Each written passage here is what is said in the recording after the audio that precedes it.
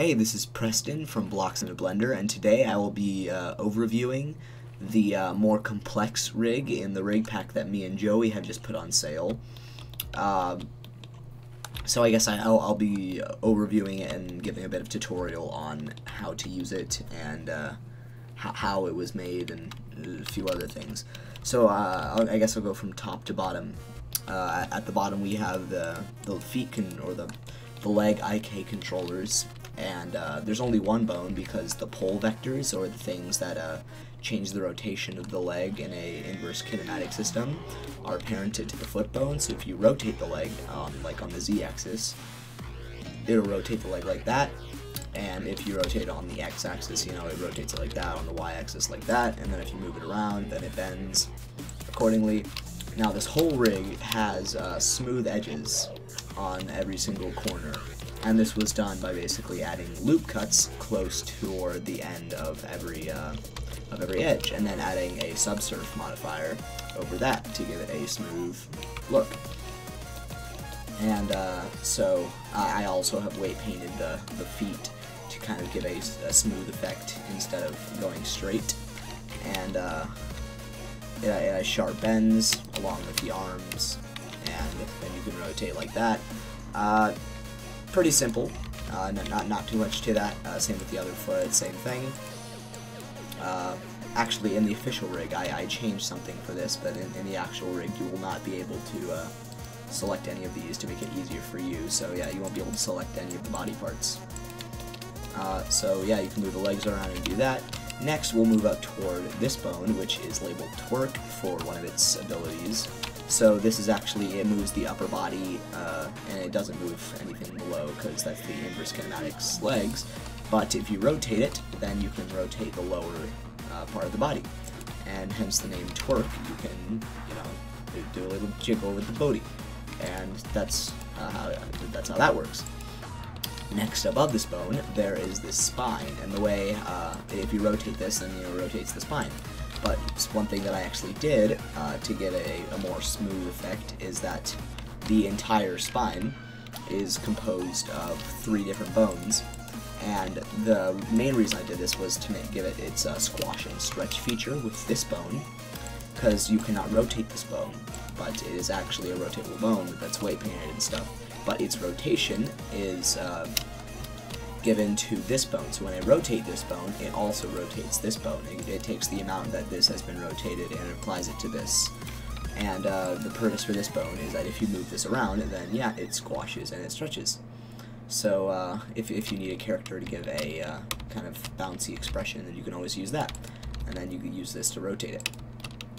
And now I guess we'll move on to the arms. These are really similar to the legs. You move it around as an inverse kinematics system. They are sharp bends with smooth edges. And if you scale it, I actually have added a wrist. So if you decide to use the scale tool in Blender by pressing S, then you can scale the controller inwards and outwards, and it makes a wrist. And it actually activates a wrist bone inside here, and its rotation is driven to the scaling of this, and that's how that works, I guess. And so now you have a wrist and sharp bends. So yeah, that's that, and that's on both arms, of course. And next, I guess we'll move on to the head and the controllers. So for the head bone, it's pretty self-explanatory. You can't move it around unless you at the top you unlock all of the translation, but then you can actually it messes up a bit because it stretches. But I guess if you want to have an effect like that, then you can do that, I guess. So normally it's locked like that, so it's only rotatable. And then there's a squash and stretch for the head as well. So if you want a expressional bounce, you can do that. And it's also just fun to play with. Next, I guess we'll move on to the controllers, and everything in the controllers except for the tongue, actually except for these 4 controllers, is driven by joints. In the original head, you see here that all of the lips and the eyes and the eyebrows are moved by joints, and see this controller here moves the eyes around. If you move this around, then it moves it. If you rotate these, then it makes the eyes derp or go cross-eyed.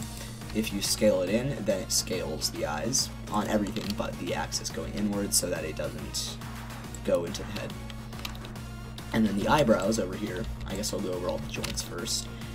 If you move it down, then it goes down. If you move it up, it goes up. If you move it to the left, then it moves slightly. If you move it to the right, then it moves slightly to the right, and it rotates to the right, and vice versa. So you can move it around like that, and same with the other eyebrow, just goes like that. And that's and then all of these joints are driven to these different controllers, so you can control them like this, and do that. And then there's these, which both of those are parented to, so then you can pull these in. I guess you can scale them in and pull them in, and then pull them up, and then now he's smiling. And then there's a really wide range of expressions you can make him do at this point. So now there's the jaw. This is basically moved by a shape key, which is a value that changes something in the mesh. And if you move this around, then you can get him to open his jaw or widen his mouth. Since these are scaled, it won't show much. But I'm gonna quickly reset all these. Okay, so now if I move this down, then his jaw opens, and you move it back and forth like that. And something that I actually have done is that I made it so that when it moves past its border, you can, you can move it past its border, but once it gets past it, it gets a bit harder to move. And there's a limit for the horizontal movement, but for the jaw, just moving down, it is unlimited, so you can just move it down infinitely, and then the jaw just goes down and down and down. So if you want some crazy, strange expressions, you can do that. There's not too much of a point for that, it was just interesting. So then, there's the joints, move like that to get expression, and then there is one up here that moves the entire mouth around, and you can actually use anything to do this. You can rotate the mouth, you can scale the mouth, then you can move it around. It's interesting. So yeah, those are some things that you can do with controllers.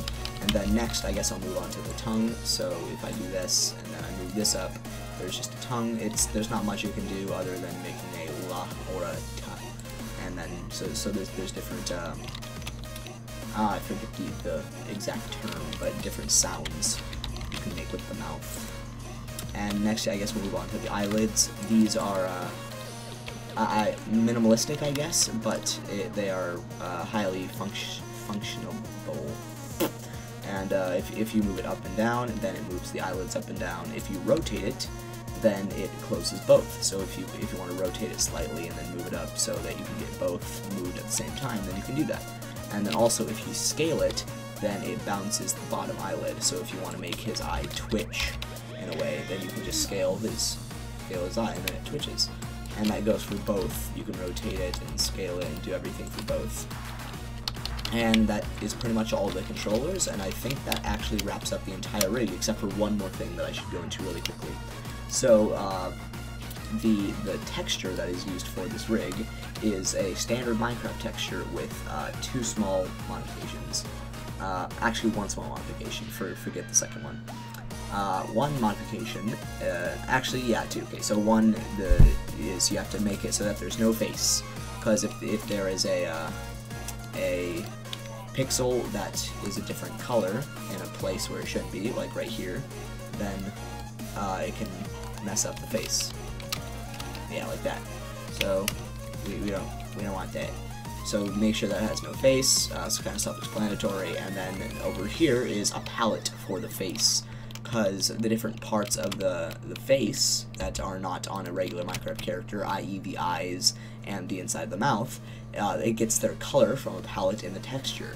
So the one in the upper right corner, that is the inside of the mouth. And then below that is a unused one, but it was supposed to be a lighter version of the inside of the mouth.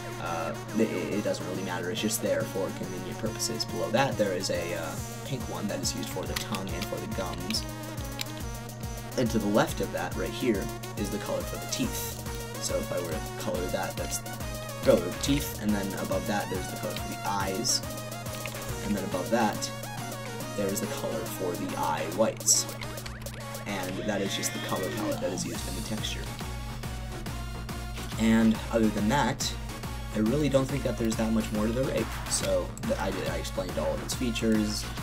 It's great for animating. It's really simple in the way all the bones are set up. It's fun to animate. I actually the small part that you saw at the beginning of this video was animated using this rig. That wasn't clear. So yeah, it's pretty fun. Both this rig and the one that Joey made, the classic styled rig, are both available for $15 together, not separate. So if you buy them together, then that is $15, and it's worth it, I guess. Like compared to some other rigs, I don't want to get too much into that financially, but yeah, you should buy it. It's pretty cool. It's really good. Yeah. See.